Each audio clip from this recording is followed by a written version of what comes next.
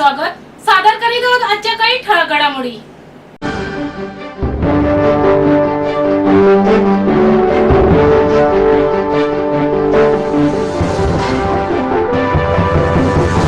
शिवसेना शिंदे गट पक्षाचा बालेकिल्ला असलेल्या ठाणे शहरात जनता दरबाराचे आयोजन करून वनमंत्री गणेश नाईक यांनी उपमुख्यमंत्री एकनाथ शिंदे यांना शह दिल्याची चर्चा रंगली असतानाच त्यावर आता वनमंत्री नाईक यांनी आज स्पष्टीकरण दिले. जनता दरबार एकनाथ शिंदे यांना शह देण्यासाठी नव्हे तर जनतेला दिलेले शब्द पाळण्यासाठी महायुती म्हणून तिन्ही पक्ष प्रयत्न करीत असून त्यासाठीच हा जनता दरबार आयोजित केल्याचे नाईक यांनी स्पष्ट केले. ठाण्याच्या खारकरवाडी भागातील रघुवंशी हॉलमध्ये आज वनमंत्री गणेश नाईक यांनी जनता दरबार घेतला. यापूर्वी त्यांनी पत्रकारांशी बोलताना जनता दरबार घेण्यामागचे कारण स्पष्ट केले होते. 1995 साली मी मंत्री झालो तेव्हापासून जनता दरबार घेतो. ठाणे शहर, मीरा भाईंदर, नवी मुंबई आणि जिल्ह्यातील प्रत्येक तालुक्यात जनता दरबार घेत आहे. त्यामुळे जनता दरबार एकनाथ शिंदे यांना शह देण्यासाठी नाही तर महायुती म्हणून आम्ही तिन्ही पक्ष एकत्रितपणे काम करतोय. त्यामुळे जनतेला दिलेले शब्द पाळण्यासाठी हा जनता दरबार आयोजित केल्याचे नाईक यांनी स्पष्ट केले. मुख्यमंत्री देवेंद्र फडणवीस यांच्या नेतृत्वाखाली उपमुख्यमंत्री एकनाथ शिंदे, अजित पवार आणि आम्ही सर्व मंत्री एकमेकांना पूरक काम करत आहोत. एकूणच महाराष्ट्र थांबणार नाही या टॅगलाईन प्रमाणे आम्ही सर्वजण कामाला लागलोत. आम्ही गाऱ्हाणे मांडण्यासाठी सर्वच नागरिक मंत्रालयात येऊ शकत नाहीत. मंत्र्यांना कुठे भेटायचे असा प्रश्न त्यांच्या पुढे असतो. त्यामुळे जनतेला जाऊन त्यांचे प्रश्न सोडवण्यासाठी हा जनता दरबार घेण्यात आलाय असेही ते म्हणाले. जनता दरबारात निवेदने स्वीकारली जातील आणि 15 दिवसात त्यावर काय कारवाई झाली याचा आढावा पुढच्या जनता दरबारात घेतला जाईल असेही नाईक म्हणाले. दिवा येथे 54 बेकायदा बांधकामांवर न्यायालयाने कारवाईचे आदेश दिल्याने ठाणे महापालिकेचे पथक येथील एका इमारतीवर कारवाईसाठी गेले होते. या पथकाला येथील रहिवाशांनी कडाडून विरोध करत आंदोलन केले. दिवा शहरात ठिकठिकाणी आत्मदहाचे फलक उभारण्यात आले. तसेच महिलांच्या हातामध्ये पेट्रोल घेऊन नागरिक रस्त्यावर उतरले होते. त्यामुळे परिसरात तणावाचे वातावरण निर्माण झाले. रहिवाशांकडून प्रचंड घोषणाबाजी केली जात आहे. दिवा परिसरातील 54 बेकायदा इमारती पाडण्याचे आदेश उच्च न्यायालयाने नुकतेच दिले आहेत. त्यानुसार ठाणे महापालिकेने आनंद पार्क या इमारतीवर कारवाईसाठी पथक निघाले होते. कारवाईसाठी महापालिकेचे पथक येणार असल्याची माहिती मिळताच स्थानिक रहिवासी आक्रमक झाले. इमारतीवर कारवाई झाल्यास आम्ही आत्महत्या करू असा इशारा रहिवासी देत आहेत.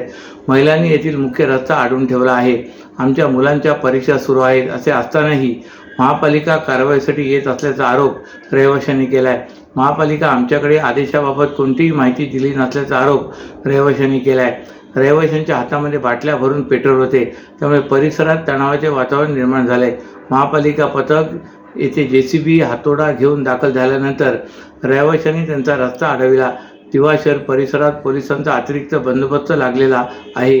दिवा परिसरात 2017 ते 2021 या काळात उभारण्यात आलेल्या इमारतीविरोधात एका नागरिकाने उच्च न्यायालयात याचिका दाखल केली होती. या याचिकेवर नुकतीच सुनावणी पार पडली. या 2017 ते 2021 या काळात उभारण्यात आलेल्या 54 बेकायदा इमारती पाडण्याचे आदेश न्यायालयाने पालिका प्रशासनाला दिलेत.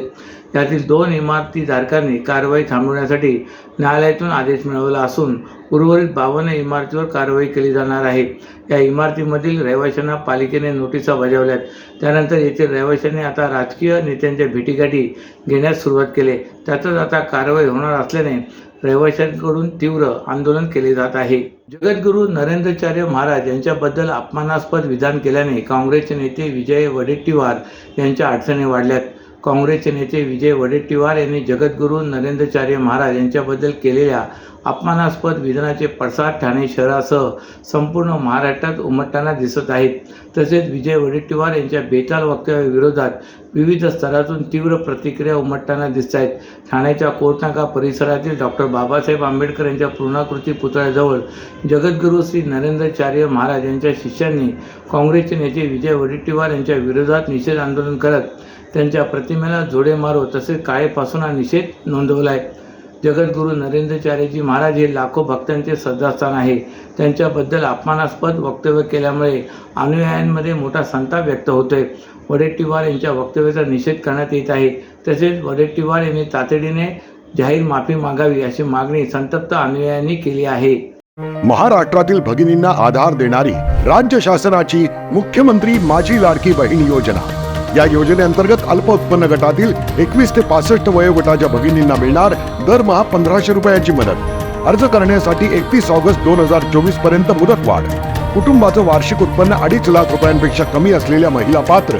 कुटुंबाकडे पिवळं किंवा केशरी रेशन कार्ड असल्यास उत्पन्नाचा दाखला आवश्यक नाही. पांढरं रेशन कार्ड असेल किंवा रेशन कार्ड नसेल तर कुटुंबाचं वार्षिक उत्पन्न 2.5 लाखांपेक्षा कमी असल्याचा दाखला आवश्यक. योजनेसाठीचा ऑनलाईन अर्ज नारी शक्ती दूत ॲप वरून किंवा पोर्टलवर भरता येईल. ज्या भगिनींना ऑनलाईन अर्ज भरता येत नसेल त्यांच्यासाठी अंगणवाडी, ग्रामपंचायत, वॉर्ड ऑफिस, सेतू सुविधा केंद्रामध्ये किंवा आशाताई बचत गटाच्या CRP यांची मदत उपलब्ध. आता आपल्याला अभिमानानं म्हणता येईल, सुखी आणि सुरक्षित आहे माझी लाडकी बहीण.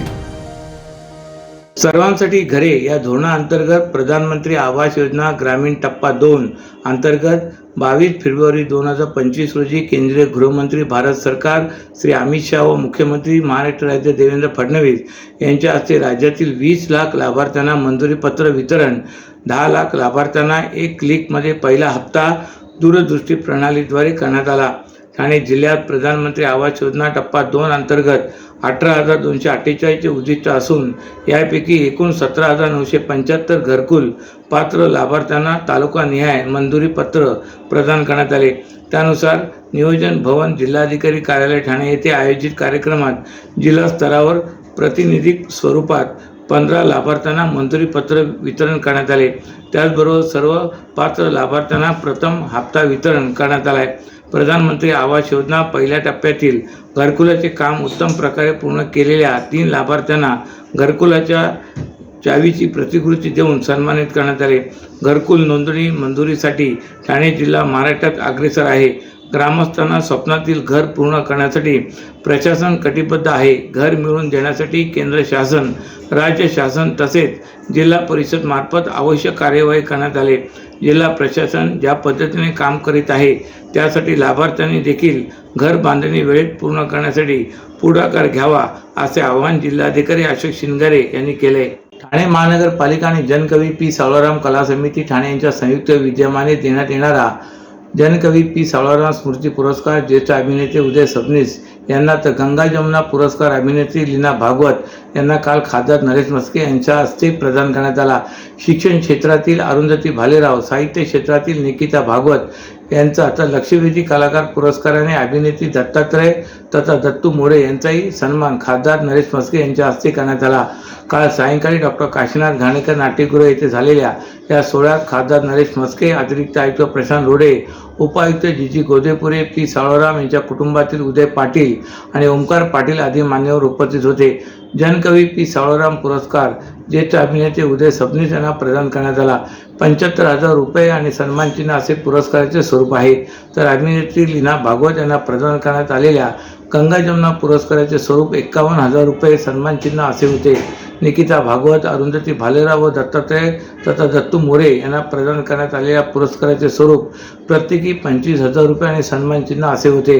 जनकवी पी सावळाराम यांची नवीन पिढीच ओळख व्हावी यासाठी ठाणे महापालिका आणि जनकवी पी सावळाराम कला समिती यांच्या वतीने या सोहळ्याचे आयोजन दरवर्षी केले जाते. हा ठाण्यातील रसिकांनी केलेल्या गुणवंतांचा सन्मान आहे. साहित्य, संस्कृती, क्रीडा क्षेत्रातील कार्यक्रमाचे आयोजन करून कलागुणांना प्रोत्साहन देणारी ठाणे महापालिका एकमेव असल्याचा अभिमान वाटतो असे प्रतिपादन या पुरस्कार सोहळ्यात खासदार नरेश म्हस्के यांनी केले.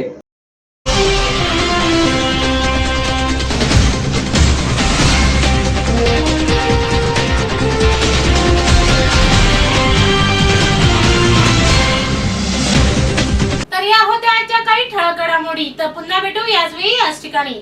ठाणे दर्पण या वृत्तवाहिनीचे प्रसारण YouTube वर पाहायला विसरू नका.